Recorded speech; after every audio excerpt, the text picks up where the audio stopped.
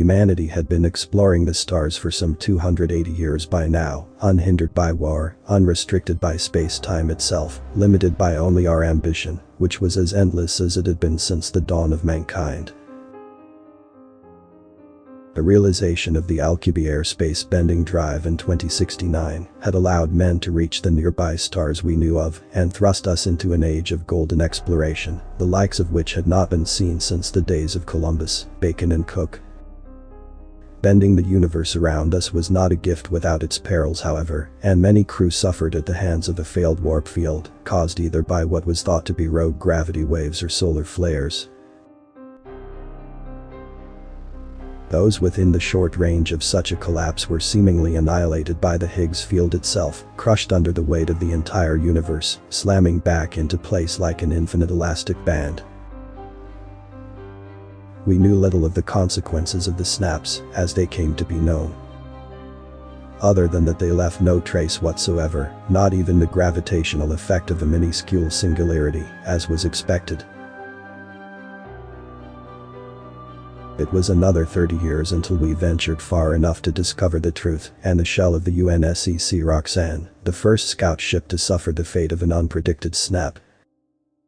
The wreck was intact, catapulted 5,000 light-years away into the dark space between the Perseus Arm and the Orion Spur, the home of Sol and the crucible of mankind. The Roxanne's hull was flawlessly preserved by the vacuum of space, but had been aged by the radiation from the nearest nebula. And its 7 crew had long since suffocated, its primitive oxygen scrubbers only able to maintain breathable air for 6 months at a time. It transpired that accidentally overloading an Alcubierre drive during the first stage of its Casimir cycle would not only bend space-time to our will, but could fold it. The scientific might of all of the nations of Earth was plowed into researching this newfound paradigm, allowing near instantaneous travel across the breadth of galaxies. Although it was another 15 years until this could be achieved reliably, without turning every organic thing inside a ship into the equivalent of badly strained yogurt. It was then that the Casimir Overload Space-Time Augmentation Drive, COSA, was born.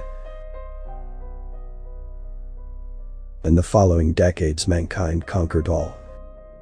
Through the use of cheap, fast and reliable COSA drives, the Milky Way was subjugated, terraformed, mined, explored and tamed. We had learned our lesson from the choking pollution and global warming of the 21st and 22nd centuries on Earth, and we beautified the galaxy, terraforming and colonizing as we went. We first encountered our brothers in space, the Barani, in the early 23rd century.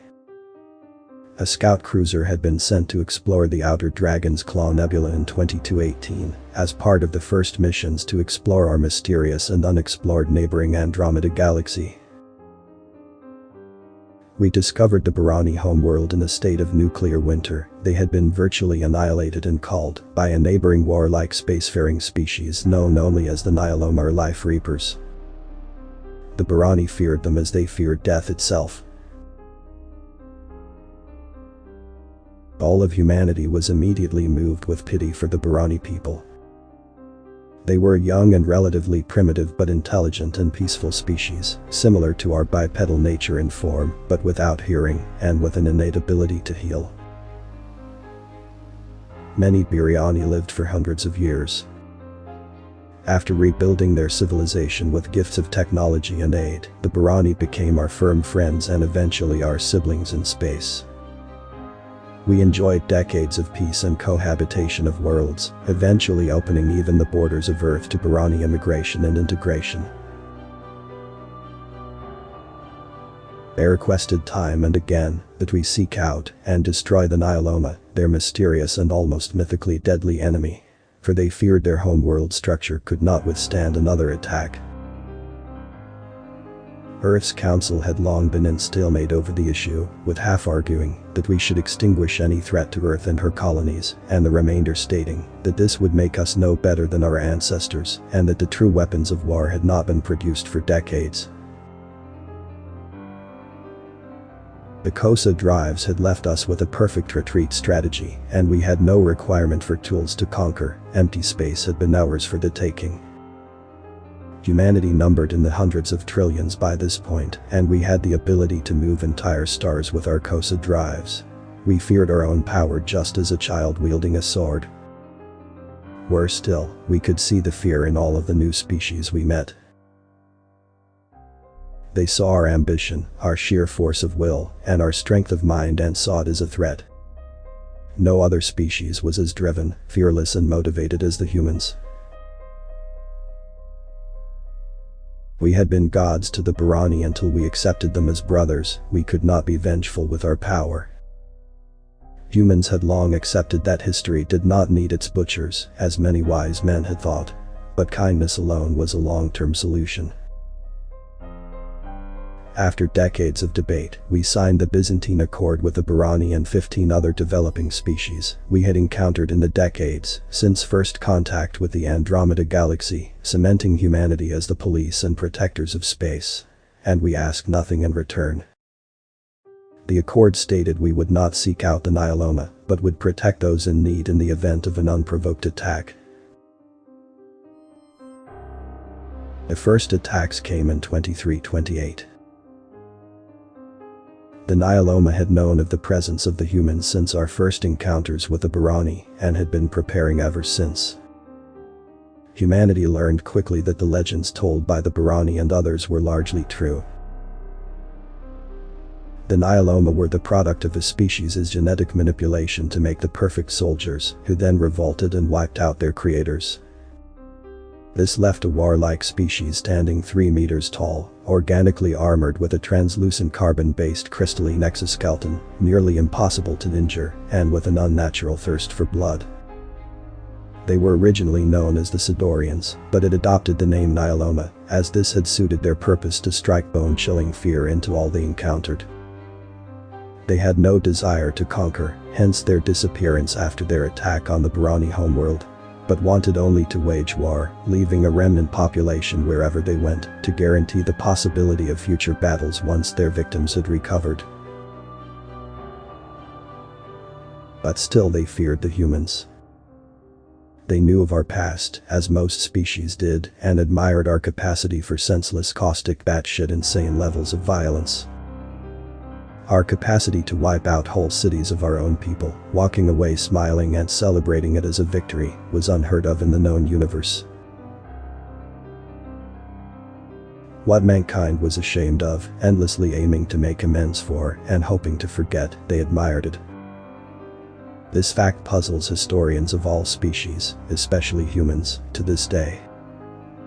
They knew what we were capable of, they even admired our gall. Did they not realize what was waiting for them, hidden in the hindbrain of every human alive? Did they not have their own parable of Pandora's jar? Barani historians, among others, are convinced that the warmongering nature of the Nioloma led them to start the fight. But we humans knew better. They thought we had gotten soft.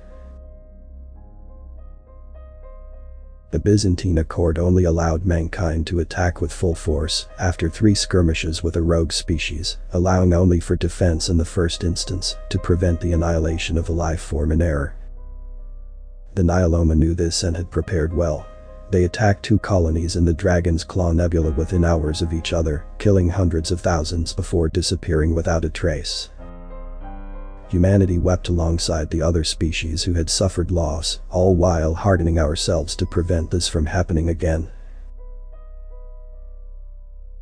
The repercussions of the Nioloma's error were both swift and forgiving.